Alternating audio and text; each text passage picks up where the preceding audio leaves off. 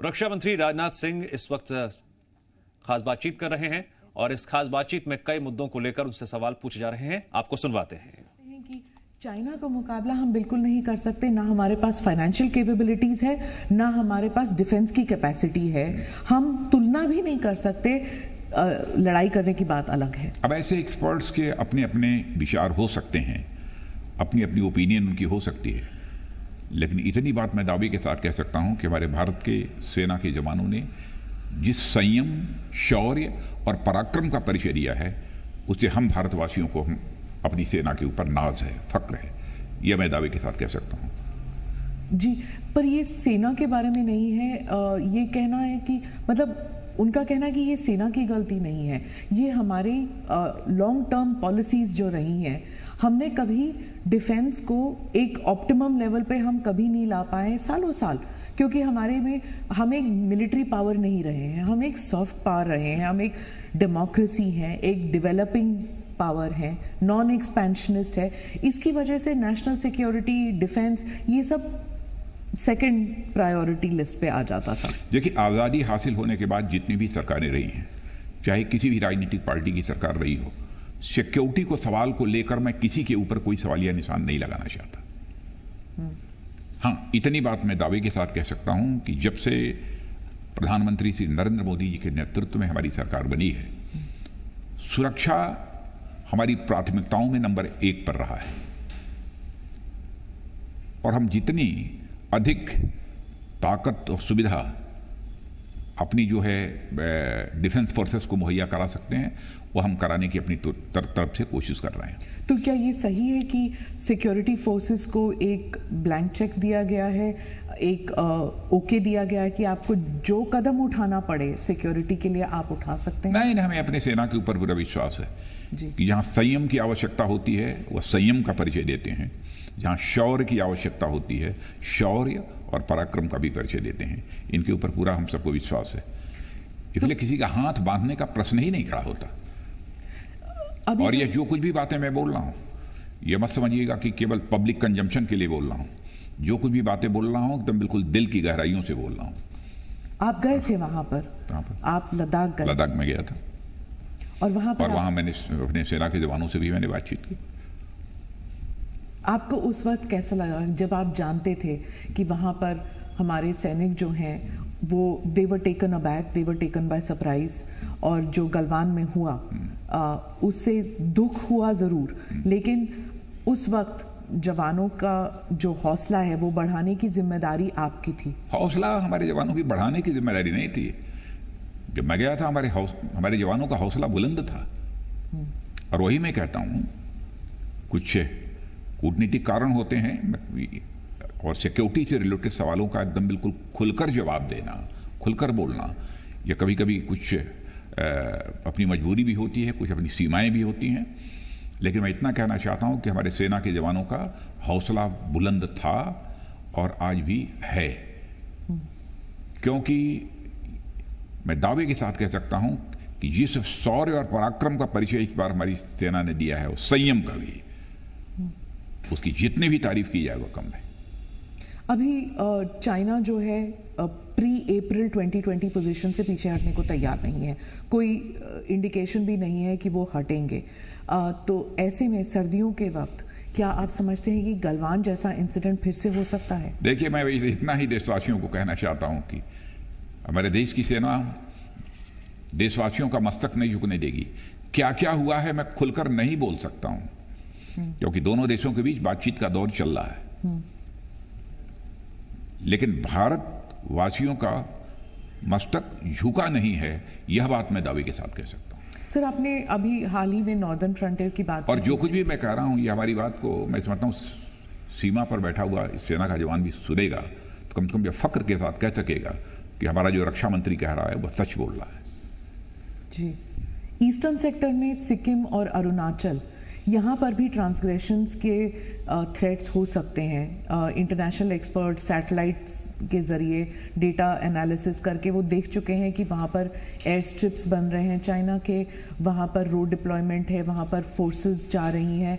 क्या हमारे फोर्सेस वहाँ पर उसी नंबर के साथ और उसी मतलब वही वैसे ही सक्षम है टू प्रोटेक्ट आवर बॉर्डर्स? देखिए, भारत और चीन के बीच बाउंड्री को लेकर परसेप्शनल डिफरेंसेस लंबे समय से रहे हैं। अच्छा रहा होता कि यह डिफरेंसेस समाप्त हो गए होते, ताकि जिस प्रकार के हालात पैदा हो रहे हैं इस प्रकार के हालात पैदा ही न होते। वैसे पिछली सरकारों ने भी अपनी तरफ से कोशिश की थी बातचीत करने की, लेकिन उसका कोई समाधान नहीं निकल सका था। हाँ, यह बात सही है कि चाइना अपनी तरफ इंफ्रास्ट्रक्चर डेवलपमेंट जितना मैक्सिमम हो सकता है वो पहले से जो है करता चला आ रहा है, लेकिन भारत भी सीमा पर रहने वाले अपने नागरिकों की सुविधा के लिए, सीमा पर पेट्रोलिंग करने वाले अथवा सीमा की सुरक्षा करने वाले अपने जवानों के लिए भी इधर बहुत ही तेजी के साथ इंफ्रास्ट्रक्चर डेवलपमेंट किया है। हम किसी देश से पर आक्रमण करने के लिए हम इंफ्रास्ट्रक्चर डेवलपमेंट नहीं कर रहे हैं, इस सोच के साथ नहीं। लेकिन यदि पेट्रोलिंग करने हमारा जवान जाता है तो उसकी सुविधा का हमको ध्यान देना पड़ेगा, और साथ ही साथ सीमा पर रहने वाले जो हमारे नागरिक हैं उनकी भी सुविधाओं का ध्यान हमको देना पड़ेगा। उसके लिए भी इंफ्रास्ट्रक्चर डेवलप करना सीमा पर यह आवश्यक है, और वह काम कर रहे हैं। सर, आपने कहा था कि पाकिस्तान और चाइना जो है एक मिशन मोड पर काम कर रहे हैं बॉर्डर बाउंड्री को, उनके डिस्प्यूट्स को जिंदा रखने के लिए। तो क्या आप समझते हैं कि 2020 में जो हुआ वो एक इन दोनों मुल्कों की मिलीभगत थी? मतलब एक तरफा अटैक नहीं था चाइना से, इनकी मिलीभगत थी, जुगलबंदी थी। क्या आप समझते हैं ये हो सकता है? मैं इस संबंध में कुछ प्री एम्प्ट नहीं करना चाहता, और हमारी आंख तो सचमुच बिल्कुल जिसे कहा जाए ना, हमारी नज़र तो बस चिड़िया की एक आंख पर होती है। जो हमको छेड़ेगा तो हम उसे छोड़ेंगे नहीं, बस चाहे जो भी हो। वैसे हमारी कोशिश यही होती है कि हम सभी के साथ अपने अच्छे रिश्ते बनाकर रखें। Sir, but two front war के बारे में तो कई अरसे से बात चल रही है कि ये टू फ्रंट वॉर हो रहा है, होने की बात अलग है। ये टू फ्रंट वॉर हो रहा है, भले ही अटैक ना हो, लेकिन हर किस्म से आप FATF में देख लीजिए, UN में देख लीजिए, किसी तरह से देख लीजिए, इन दोनों मुल्कों की जैसे एक जकड़ हो गई है, चाइना और पाकिस्तान, एक पियर्स ग्रिप जो। देखिए, पाकिस्तान का जहाँ तक सवाल है, पाकिस्तान तो जब से एग्जिस्टेंस में आया है तब से ही बराबर कुछ ना कुछ नापाक हरकतें सीमा पर उसके द्वारा की जाती रहती हैं। और सीज फायर वायलेशन का जहाँ तक सवाल है, 200, 250, 300, 400 बार बराबर वो सीज फायर वायलेशन कभी कभी महीनों में ही करता रहता है, सिलसिला जारी रहता है। लेकिन हमारे सेना के जवान बराबर उसको मुंहतोड़ जवाब देते रहते हैं, और भारत के जवानों ने यह सिद्ध करके दिखा दिया है कि केवल इस पार से ही नहीं, आतंकवाद का सफाया करने के लिए उस पार भी जाकर आतंकवादी ठिकानों पर हमले करने की जरूरत होगी तो भारत कर सकता है। भारत के अंदर वह कुव्वत है, ताकत है, ये हमने सिद्ध कर दिया है। आप क्रॉस बॉर्डर के लिए कह रहे हैं, क्रॉस बॉर्डर जो मुझे कहना था वो कह दिया मैंने। रक्षा मंत्री जी, एक तरफ होता है कन्वेंशनल वॉर, एक तरफ होता है साइबर, एक तरफ होता है हाइब्रिड वॉर। हाइब्रिड वॉर में कई किस्म के टेक्निक्स अपनाए जाते हैं जी, और चाइना जो है, अभी हाल ही में अमेरिका ने दिखाया कि कैसे हाइब्रिड वॉर उनके खिलाफ चाइना ने किया था। मतलब चाइना के कुछ उनकी जो मेन पार्टी है, पार्टी के लोग जो हैं वो थिंक टैंक्स में बैठे हैं, वो प्राइवेट सेक्टर में बैठे हुए हैं, और वो अंदर से पार्टी का काम यानी चाइना का काम करते हैं दूसरे मुल्कों में बैठकर। और क्या वो हमारे यहाँ भी हो रहा है? हम जानते हैं कि आपकी सरकार ने कुछ ऐप्स बैन किए हैं, पर इसके आगे भी कुछ है? आपके पास कुछ ऐसी इंटेल तो आई होगी जो आप शेयर नहीं कर सकते हैं, लेकिन क्या ये सही है कि चाइना भारत में भी ऐसे कोशिश कर चुका है, करने वाला है? वैसे दुनिया की जितनी भी डेवलपिंग और डेवलप्ड कंट्रीज हैं, साइबर वार, हाइब्रिड वार, इन सब सारे चुनौतियों को अच्छी तरह समझती हैं और उससे अपने देश को बचाने के लिए अथवा इस चैलेंज का मुकाबला करने के लिए वो अपनी व्यवस्था रखती हैं। अब भारत तो अब कोई कमज़ोर देश नहीं है, भारत ताकतवर देश है। भारत को भी इन चैलेंजेस को मीट आउट करने के लिए जो कुछ भी करना चाहिए वो सब भारत कर रहा है। मैं दुनिया के अन्य किसी देश का नाम नहीं लेना चाहता कि वह कौन अमेरिका के साथ कर रहा है, कौन रूस के साथ कर रहा है, कौन किसके साथ, ऑस्ट्रेलिया के साथ कर रहा है, इसकी मैं चर्चा नहीं करना चाहता। भारत को अपनी सुरक्षा के लिए, चाहे वो साइबर वार हो, चाहे वो हाइब्रिड वार हो, इन सब सारे चैलेंजेस के खिलाफ जो कुछ भी करना चाहिए भारत तो कर रहा है, और आगे और जरूरत पड़ेगी तो भारत और करेगा। मैं इसलिए पूछ रही थी क्योंकि बहुत अरसे से लोग कहते हैं मैंने आपका सवाल बहुत ही ठीक था, इसमें कहीं दो राय नहीं कि India is a soft state, कि इंडिया समझता है कि वो शांति चाहता है, इसलिए उसके खिलाफ कोई ऐसे अटैक्स होंगे नहीं, पाकिस्तान के अलावा और कोई करेगा नहीं। ये सॉफ्ट स्टेट टैग जो इंडिया को लगा हुआ है नेशनल सिक्योरिटी को लेकर, क्या ये सही है या आप समझते हैं कि ये गलत फहमी है? नहीं, सॉफ्ट स्टेट का क्या मतलब? तो सॉफ्ट तो हम हैं, लेकिन स्वाभिमान पर कभी चोट नहीं बर्दाश्त कर सकते।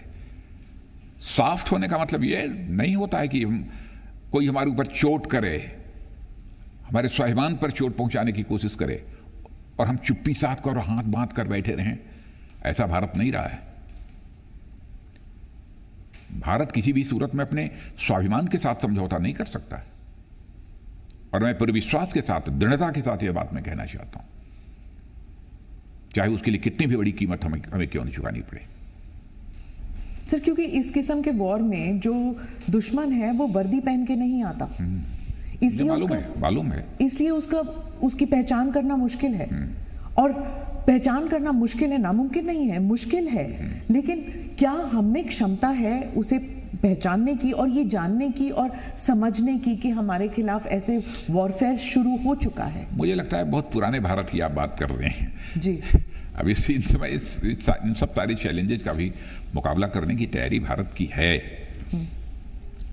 और भारत अपनी ताकत को और भी साइबर वार, हाइब्रिड वार, इन सब सारे चुनौतियों का मुकाबला करने के और अधिक ताकत बढ़ा रहा है भी हमारी ताकत इसमें।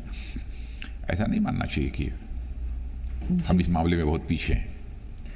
नेशनल सिक्योरिटी जो है हमेशा भारत में एक गवर्नमेंट रोल या गवर्नमेंट ड्यूटी माना जाता था। इसे एक नागरिक को जोड़ना, इसको एक नागरिक के साथ जोड़ना, आम नागरिक को जोड़ना कि नेशनल सिक्योरिटी जो है वो हर नागरिक के लिए एक ड्यूटी है, ये कहने में, ये मैसेज देने में आपकी सरकार थोड़ी बहुत कामयाब रही है पिछले 6 साल में। क्या ये एक सोची समझी एक प्लान था, एक सोचा समझा प्लान था, या फिर ये आपके पार्टी में या आपके मे बी आरएसएस बैकग्राउंड या जो भी है, नेशनल सिक्योरिटी जो है इट्स इन योर नेचर, ये सही है? देखिए, नेशनल सिक्योरिटी के बारे में मैं चाहे पिछली सरकारें रही हूं, मैं किसी को भी जिम्मेदार नहीं ठहराना चाहता। क्यों? किसी को नहीं, किसी को नहीं। नेशनल सिक्योरिटी के सवाल पर जो भी बन सका है सबने अपनी तरफ से करने की कोशिश की है, मैं किसी को जिम्मेदार नहीं ठहराना चाहता। नेशनल सिक्योरिटी के सवाल पर मेरा मानना है कि कहीं पर भी डिफरेंस ऑफ ओपिनियन नहीं होनी चाहिए, आरोप और प्रत्यारोप का दौर भी किसी भी सूरत में नहीं चलना चाहिए। जब राष्ट्रीय सुरक्षा और राष्ट्रीय स्वाभिमान का प्रश्न खड़ा हो तो सारे देश को सारे भेदभावों को भूलकर एकजुट होकर एक साथ खड़ा होना चाहिए। जितना बन सका पिछली सरकारों ने किया, और आज पिछले 6.5 वर्षों में मोदी जी के नेतृत्व में हमारी सरकार भी काम कर रही है। और राष्ट्रीय स्वाभिमान की प्रखर और प्रबल भावना भारतवासियों के अंदर बहुत पहले से रही है। अब भारत के प्राचीन इतिहास के पन्नों को पलट कर देखिए, मेडिवल हिस्ट्री हो, तो एंशिएंट हिस्ट्री के पन्नों को पलट कर देखिए, बराबर जब भी अपने स्वाभिमान का प्रश्न खड़ा हुआ है, भारत ने सदैव लड़ाई लड़ी है, हजारों वर्ष तक हम लड़ते रहे हैं।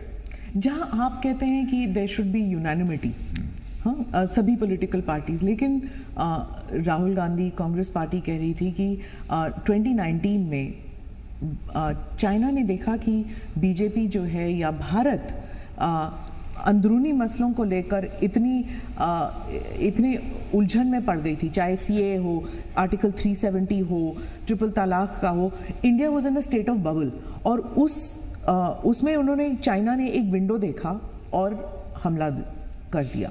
क्या ये सही है? तो इसमें आप देख लीजिए कि कांग्रेस पार्टी अब उन्होंने क्या सोचा, क्या समझा और इस देश की परिस्थितियों का मूल्यांकन किस आधार पर किया, यह तो मैं नहीं कह सकता हूं, लेकिन सही किया? लेकिन मैं ऐसा मानता हूं कि 2014 के बाद चाहे जितनी भी बड़ी चुनौती आई हो, हमारे प्रधानमंत्री ने जिस हिम्मत के साथ और जिस संयम के साथ, जिस सूझबूझ के साथ काम किया है और उसमें कामयाबी हासिल की है, उसकी जितनी भी प्रशंसा की जाए वह कम है। भारत कभी परेशान नहीं रहा इधर 2014 से लेकर आज तक 2020 समाप्त हो रहा है, इन 6.5 वर्षों में किसी चैलेंजेस को लेकर परेशान हुए हों। इस स्थिति में न तो अपनी प्रधानमंत्री को हमने देखा है, न उनकी प्रधानमंत्री के नेतृत्व में काम करने वाली सरकार को पाया है।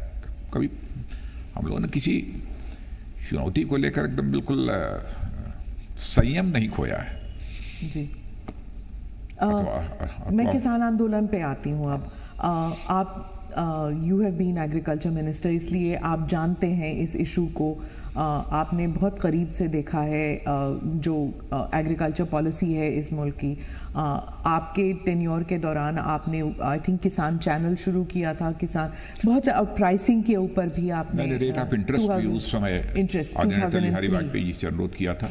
पहले जहां 14 to 18% किसानों को अपने कर्ज पर ये इंटरेस्ट देना पड़ता था, तो उसमें बातचीत हुई थी। तो उस समय 8% पहली बार अटल जी के शासनकाल में ही ये हुआ था, और उसमें मुझे भारत के कृषि मंत्री के रूप में जिम्मेदारी निभाने का अवसर मिला था जी।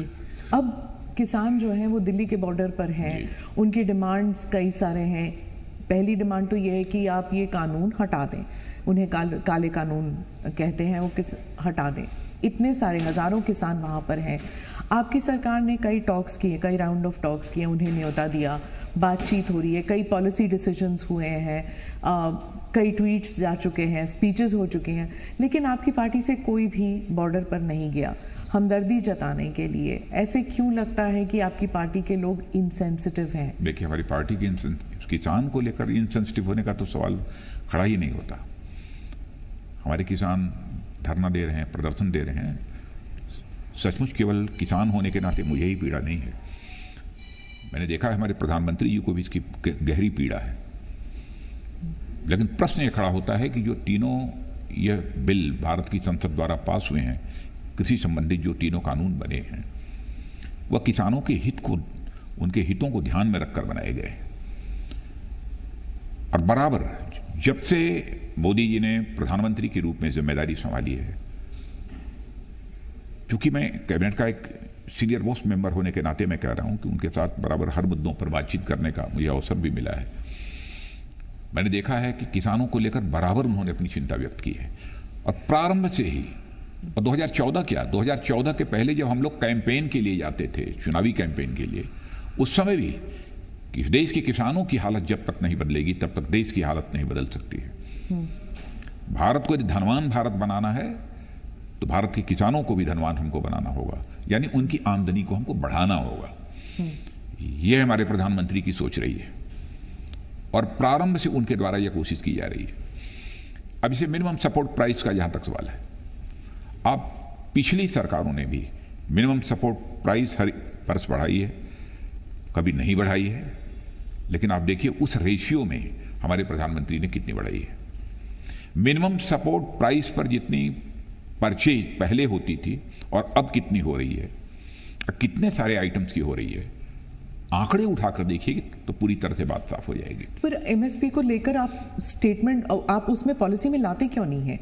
लिख लीजिए कि एमएसपी नहीं हटाया जाएगा, इट्स नॉट देयर। नहीं, बार बार प्रधानमंत्री कह रहे हैं, ये पहले भी कहीं एमएसपी था नहीं, पर अब जब नहीं वहम आ गया है तो फिर जब कोई व्यवस्था, मैंने पहले ऐसा था ही नहीं, व्यवस्था चली आ रही थी।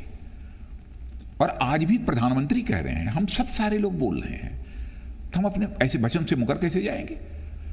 लोकतंत्र में जो अपनी वचन से मुकर जाता है उसे तो अच्छी तरह की अच्छी सजा यह जनता दे सकती है। लोकतांत्रिक व्यवस्था में यह अधिकार उसे प्राप्त है। जो हम कह रहे हैं उस वचन को पूरा करेंगे और आगे बढ़कर पूरा करेंगे। और तीनों कानूनों के माध्यम से यह पूरी कोशिश की गई है कि किसानों की आमदनी 2 गुना, 2.5 गुना, 3 गुना, जितनी अधिक से अधिक हो सके बढ़े। हाँ, जैसा मैंने पहले कहा कि किसान धरने पर बैठे हैं, सचमुच हम जैसे लोगों को भी वेदना है। आप उत्तर प्रदेश के भी किसानों से पूछिए कि मैं मुख्यमंत्री जब था तो उस समय भी बड़ी हुजूम टिकैत साहब के साथ भी हमारे पास मैं लखनऊ में गए हुए थे। मैंने उनका स्वागत किया, अगवानी की, उनसे बातचीत की, समस्या का समाधान निकला था। आज भी हम चाहते हैं कि समस्या का समाधान निकले। हमारे कृषि मंत्री से नरेंद्र सिंह तोमर और उनके साथ हमारे वाणिज्य मंत्री श्री पीयूष गोयल, ये सब सारे लोग बैठे हैं, सारे अधिकारी बैठे हैं, बातचीत चल रही है। हमारा तो अपने किसान भाइयों को एक सुझाव होगा कि हर एक्ट के हर क्लाज पर तार्किक एक बहस होनी चाहिए तर्कों के साथ, और जहां पर यह लगेगा कि यह किसानों के हितों के प्रतिकूल है, उसके खिलाफ है, तो जो भी आवश्यक होगा हमारी सरकार करेगी। मैं यकीन दिलाना चाहता हूं, जैसा मैं प्रधानमंत्री की मंशा को जानता हूं जी, किसानों के हितों के ऊपर हम किसी भी सूरत में चोट नहीं पहुंचने देंगे। मैं यह बात दिल की गहराइयों से कह रहा हूं। पर ऐसे लगता है अब ये तर्क वितर्क से आगे बढ़ चुका है, क्योंकि किसान अड़ गए हैं कि अब या तो हटेगा ये कानून या मतलब जब तक हटेगा नहीं हम नहीं हटेंगे यहाँ से। बातचीत हो रही है और मैं समझता हूं कि कुछ ना कुछ समाधान उसका निकलेगा, यह मेरा विश्वास और भरोसा है।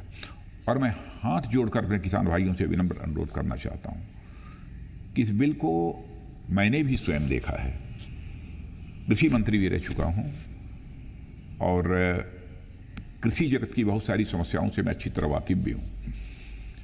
इसलिए मैं कह सकता हूं कि यह किसानों के हित में है। एक बार कम से कम 2 साल तक एक प्रयोग करके आप देखें तो कि यह तीनों जो कानून कृषि संबंधित हैं वह किसानों के लिए कितने उपयोगी हैं, देखें तो उसके बाद आपके साथ बैठने को हम लोग तैयार हैं। आप बैठिए, आप जहां जहां कहेंगे आवश्यक संशोधन करने के लिए हमारी सरकार तैयार है। और आज भी हमारे किसान भाई बैठे हैं, किसी एक्सपर्ट को बैठाना चाहते हैं एक्सपर्ट को बैठा लें, सरकार के साथ बातचीत हो और बातचीत के द्वारा यदि यह निकलता है कि नहीं इन कानूनों को फला क्लाज में संशोधन करने की आवश्यकता है, तो उसके लिए भी हमारी सरकार तैयार है। हम पूरी तरह से फ्लेक्सिबल हैं। हम केवल सरकार के लिए सरकार नहीं चला रहे हैं, हम देश के लिए, गरीब के लिए, देश के किसानों के लिए, देश की जनता के लिए सरकार चला रहे हैं। हम ऐसा कोई काम नहीं करेंगे जी जो हमारे देश की जनता के हितों के प्रतिकूल हो, उसके खिलाफ हो। ऐसा काम हम कभी नहीं कर सकते। जी, आप हमदर्दी, आप संवेदनशीलता के बारे में कह रहे हैं, लेकिन